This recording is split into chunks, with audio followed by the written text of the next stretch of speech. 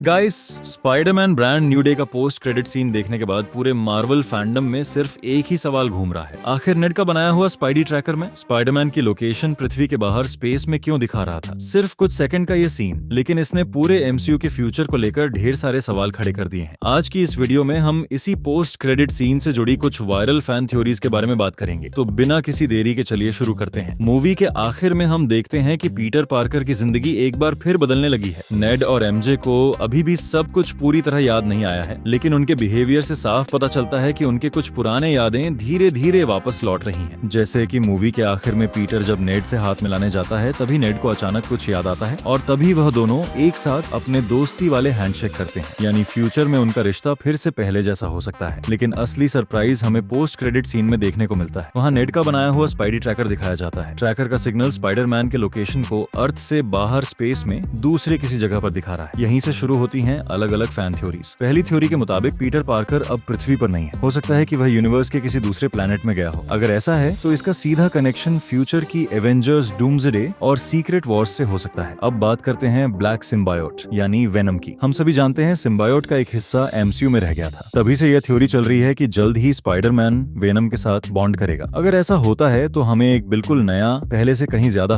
खतरनाक और evil Spiderman देखने को मिल सकता है, क्योंकि सिम्बायोट सिर्फ नई पावर्स ही नहीं देता, बल्कि धीरे धीरे अपने यूजर की फीलिंग्स और उसके डार्क साइड को भी कंट्रोल करने लगता है। ऐसा भी हो सकता है वेनम स्पाइडरमैन के ऊपर हावी होकर डॉक्टर डूम की टीम में शामिल हो जाए। इसलिए ही स्पाइडरमैन अर्थ से बाहर है। हम सभी को पता है मार्वल कॉमिक्स में डॉक्टर डूम सीक्रेट वॉर्स के दौरान अलग अलग यूनिवर्स के हिस्सों को जोड़कर एक विशाल बैटल वर्ल्ड बनाता है, जहां मल्टीवर्स के सभी सुपर हीरोज और विलेंस एक ही जगह पर मौजूद होते हैं। इसीलिए कई फैंस का मानना है कि यह पोस्ट क्रेडिट सीन उसी तरफ इशारा कर रहा है। अब बात करते हैं सबसे मजबूत और सबसे ज्यादा वायरल थ्योरी की। अगर मैं कहूं कि स्पाइडी ट्रैकर में दिखाई देने वाला स्पाइडरमैन टॉम हॉलैंड वाला स्पाइडरमैन ही नहीं है, मल्टीवर्स में यह नामुमकिन नहीं है। कई फैंस का मानना है कि वह टोबी मैगवायर या फिर एंड्रयू गारफील्ड के स्पाइडरमैन हो सकता है। ये दोनों स्पाइडरमैन आज भी फैन फेवरेट हैं, इसलिए आने वाले किसी बड़े इवेंट में इन तीनों स्पाइडरमैन को एक साथ दिखाया जा सकता है। अब सबसे बड़ा सवाल ये है कि स्पाइडी ट्रैकर में दिखाई गई पृथ्वी के बाहर वाली लोकेशन का इन सब घटनाओं से क्या संबंध है। हो सकता है कि इनकर्शन की शुरुआत हो चुकी हो, यानी